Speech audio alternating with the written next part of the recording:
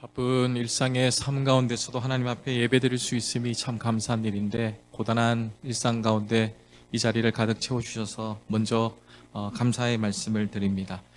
코로나라는 거대한 장벽을 뚫어내는데 가장 큰 공을 세우신 분들이 있다면 오늘 이 자리에 계신 우리 어려워진들이 아닌가라는 생각을 한번 해봅니다. 그런 어려움을 다 이겨내시고 또 다시 시련과 고통의 시간을 겪고 있다라는 사실도 잘 알고 있습니다. 오늘 기도해 주신 교수님처럼 그 일들이 좋은 정책과 또 밝은 과정 가운데 무사히 끝마쳐지기를 또 국민의 한 사람으로서 바라기도 합니다. 제 아들이 다음 주 수술을 앞두고 있는데 그 수술도 무사히 마쳐지기를 또 소망합니다. 어렵고 이런 힘든 시기에 우리가 할 수 있는 일들이 무엇일까요? 우리는 이런 시련과 고통의 시간들이 따를 때에 어떤 결정을 해야 하며 또 어느 곳에서부터 다시 시작할 수 있을까요? 시작점으로 다시 돌아가는 것 매우 중요하다라고 생각을 합니다. 저는 목사로서 가끔 이런 어려운 지경에 놓게 되면 시작점으로 다시 돌아가서 신앙적으로는 우리가 그것을 부르심 내지는 사명이라고 하는데, 그 부르심과 그 사명으로 다시 돌아가 내가 무엇을 해야 할 것인지 또 어떤 결정을 해야 될 것인지 생각해 보게 됩니다. 신학대학원을 제일 처음 들어갈 때에 의뢰 교수님들이 면접을 할 당시 질문하는 것이 있거든요. 너는 왜 목사가 되려 하느냐, 이런 질문들을 하십니다. 그러면 기계적인 답변, 우리 모든 신학생들이 그렇게 답변을 했을 것 같은데, 네, 사명 받았습니다 라고 대답을 하지요. 그러면 사명을 받았는지 네가 어떻게 아느냐, 교수님들이 다시 곤란한 이 질문을 합니다. 여러분, 그런 질문 받았을 때에 사명 받았는지 어떻게 확인해 줄 수 있습니까? 꿈에서 나타나 목사 되라고 하던데요, 그렇게 말하기도 좀 어색한 것 같고, 또 제가 결정했다고 하면 교만한 것 같고, 제가 신학대학원 면접 볼 때 교수님이 너 사명 받은 거 어떻게 아냐라고 물어봤을 때 제가 아주 건방진 소리를 했는데 이렇게 대답을 드렸습니다. 이 사실을 주께서 아무에게도 알리지 말라 하셨습니다. 그 말을 듣고 교수님이 기가 차다는 듯이, 그래서 저는 떨어졌다 생각하셨는데 알고 보니 또 붙여주셔가지고 지금까지 목사가 되었습니다. 베드로는 저처럼 잘 모르는 걸 미지근하게 이야기한 사명이 아니라 오늘 본문 보니까 분명한 사명을 받은 것 같습니다. 오늘 내용이 부르심, 사명에 관한 이야기인데 베드로가 어떻게 그 귀한 사명을 받을 수 있었을까라는 생각을 오늘 본문을 통해서 우리가 배우게 되는 거죠. 예수님은 도대체 어떤 사람을 만나고 어떤 사람을 선택하셔서 예수님의 제자를 삼아주셨을까라는 생각을 해보는 겁니다. 너무나도 주관적으로 예수님은 사람을 선택하신 것 같습니다. 베드로가 잘난 면이 그렇게 없는 것 같거든요. 갈릴리 동네라는 아주 작은 시골 마을의 어부에 불과했고, 그는 많이 배운 것도 아니고 또 외모도 베드로라는 이름이 말해주듯이 그렇게 외모적으로 뛰어난 것 같지 않습니다. 그저 까무잡잡한 외모에 또 밤이 새도록 수고했다라는 말을 들어보니 그저 그는 어부에 불과하고 고기 잡는 일을 열심히 하는 그런 사람 같았습니다. 그런데 왜 그 사람을 예수님께서 다가가셔서 너 사람 낚는 어부 되지 않을래? 그렇게 선택을 하셨을까요? 저는 이 본문을 읽으면서 내심 궁금했습니다. 왜 베드로 같은 사람이 주님의 부르심을 받을 수 있었을까? 이렇게 뛰어난 사람 같지 않은데 왜 그에게 다가갔을까? 그런데 우리가 오늘 본문을 유심히 보시면 베드로 장점이 하나 드러납니다. 어떤 장점이냐 그러면 쉽게 포기하지 않는 장점입니다. 베드로가 밤이 새도록 그물을 던졌지만 단 한 마리도 잡지 못했다라는 것이 어젯밤 베드로가 경험한 이야기고 오늘 아침 예수님을 만나서 서로 주고받는 대화입니다. 그러니까 베드로는 갈릴리 바다에서 밤이 새도록 재미없는 그물질을 밤새도록 한 겁니다. 그물을 던질 때마다 고기가 잡혀오면 재미나지요. 내가 가게 문을 열 때마다 손님들이 들이닥치면 이 재미가 납니다. 돈 버는 재미가 쏠쏠합니다. 내가 의사로서 또 간호사로서 병자를 고칠 때에 손을 댈 때마다 다 낫는다. 이 재미난 일입니다. 목사가 신방을 할 때마다 사람들이 변화되고 예배를 드릴 때마다 성도들이 은혜를 인내를 받는다.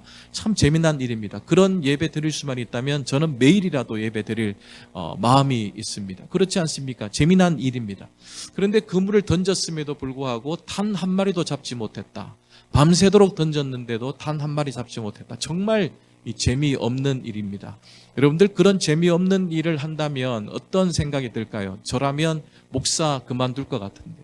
전 성질이 좀 고약해서 그렇게 해서 해보고 안 되면 목사 그만두고 다른 일 찾아야 되나 그런 생각 할 것 같습니다. 요즘도 간혹 그런 생각이 듭니다. 속삭이는 성도들 만나면 내가 이거 계속 해야 되나? 그만두고 딴 거 해야 되나?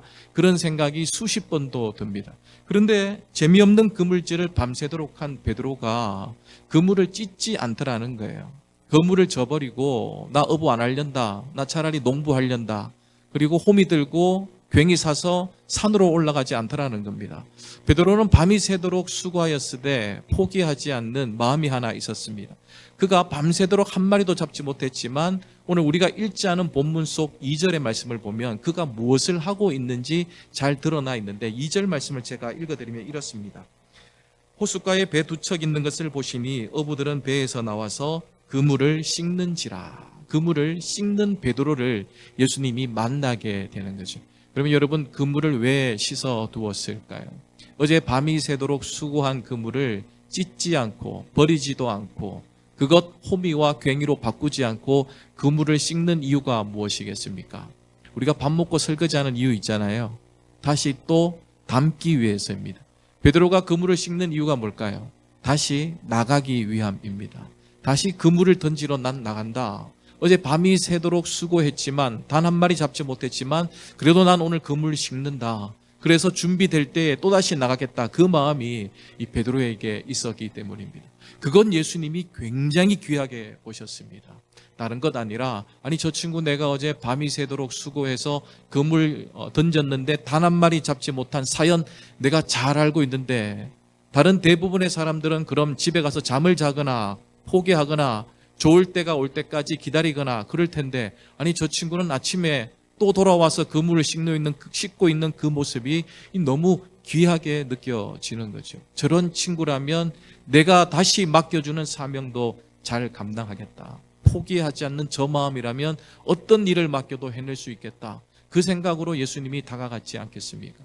그리고 주님이 베드로에게 다가가서 말도 안 되는 시간에 말도 안 되는 일을 행하고자 하십니다. 너 낮에 다시 한번 나랑 같이 갈릴리 호숫가로 가서 그물 던지지 않겠냐.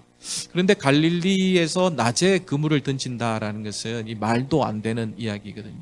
당시에 그물만 하더라도 그 그물이 투명성이라든지 이 그물의 크기가 가느다해서 이 물고기가 눈치채지 못할 정도 그런 그물이 아니라 누구든지 던지면 이게 그물이다. 말 못하는 물고기라 하더라도 이게 그물이다 들어가지 말아야 되겠다 할 정도의 그물이었거든요. 그래서 갈릴리 호수의 대부분의 어부들은 밤에 그물을 던지고 눈치 못 채게 던져서 들어오게 하고 또 잡는 것이 그들의 주 목적이었습니다. 그런데 낮에 그물을 던진다. 이건 말도 안 되는 이야기인데 예수님께서 낮에 베드로에게 다시 콜링하는 장면입니다. 그러니까 그물을 씻고 준비되어 있는 베드로에게 너 다시 이 대낮에 말도 안 되는 시간이지만 나랑 같이 갈릴리로 가지 않겠냐라고 말씀을 합니다. 그때의 베드로가 고기 잡는 일이 얼마나 좋았으면 그가 고기 잡는 일이라면 모든 것들을 다 내려놓고라도 열심히 할 수 있는 사람인지가 증명되는데 그가 전직 목수인 예수님의 이야기를 듣고 현직 어부인 베드로가 예수님을 따라가는 거죠. 그렇게 가서 고기를 던졌더니 어떻게 됩니까? 그물이 찢어질 정도로 많이 잡혔더라. 오늘 본문의 결론이 그와 같습니다.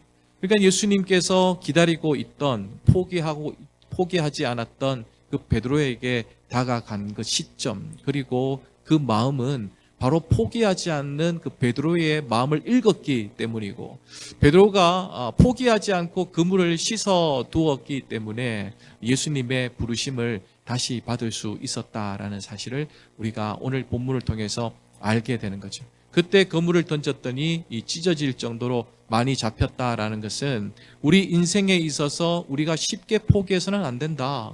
내게 어떤 시련과 어려움이 닥친다 하더라도 내게 주신 그 사명과 부르심을 함부로 포기해서는 안 된다라는 사실을 오늘 배우게 됩니다. 어려운 시간과 힘든 시간들을 여러분들이 다 보내고 있지 않습니까? 누구나 다 마찬가지입니다. 목사도 마찬가지고 일반적인 일들을 하는 사람들도 다 마찬가지입니다. 누구나 이 일들에 대해서 어떻게 극복해 낼 수 있을까, 어려움을 어떻게 이겨낼 수 있을까 다 고민하면서 살아가고 있습니다. 그때 가장 중요한 것은 시작점으로 돌아가는 겁니다. 내게 왜 이 일을 맡겨주셨지? 내게 왜 이 일을 시작할 수 있도록 도와주셨지? 내가 왜 이 사명과 이 부르심 가운데 이곳에 있게 된 것일까? 그것을 생각할 때에 우리에게 주어진 이 일들을 우리는 쉽게 포기하지 않게 되고 주신 사명을 잘 감당할 수 있게 되는 거죠. 베드로가 포기하지 않고 이 그물을 씻어 둘 때에 주님이 베드로에게 다가가셨고 이 부르심, 이 콜링을 주셨고 그 일을 쉽게 포기하지 않는 사람이라면 내가 더 귀한 일들을 맡길 수도 있겠다라는 생각에 어부의 일을 그만두게 하시고 인부, 이 사람을 낚는, 사람을 돕는 이 사람의 인부가 될 수 있도록 하나님께서 도와주시고 주님이 이 콜링해 주셨습니다. 문제는 그렇습니다. 우리가 어렵고 힘든 시기, 이 시간들을 보낼 때에 다시 한번 포기하지 않고 옳은 일이라면 우리가 결정한 일들이 참으로 옳은 일이라면 그것을 뚝심 있게 포기하지 않고 끝까지 한번 집요하게 한번 해보는 것, 그런 자세가 우리에게 필요하고 또 그 자세가 있을 때에 베드로에게 다가오셨던 주님이 우리에게 다가오지 않겠습니까? 그리고 우리를 도와주지 않겠습니까? 끝내는 그물이 찢어질 정도의 물고기가 잡히는 은혜를 우리에게 주시지 않겠습니까? 그 은혜를 사모하면서 오늘도 각자의 자리에서 이 최선을 다할 때에 다시 한번 내게 주신 그 사명, 그 부르심을 기억하시면서 맡겨진 사명 잘 감당할 수 있는 이 저와 여러분 될 수 있기를 축복합니다. 기도하시겠습니다. 사랑의 하나님, 우리에게 포기하지 않는 믿음을 허락하여 주시옵소서. 또 우리에게 주신 그 부르심과 사명을 저버리지도 않게 도와주시옵소서. 맡겨준 사명 감당하기에 은혜를 내리워 주시옵시고 우리를 견인해 주시되 끝까지 책임져 주시는 주님을 향하여 달려갈 수 있는 믿음의 발걸음들이 다 될 수 있도록 도와주시옵소서. 우리가 포기하지 않고 준비된 일들을 감당할 때에 우리에게 오셔서 다시 한번 인도하시고 다시 한번 부르심의 사명을 주시는 주님을 만날 수 있도록 도와주시옵소서. 예수님의 이름으로 기도드리옵나이다. 아멘.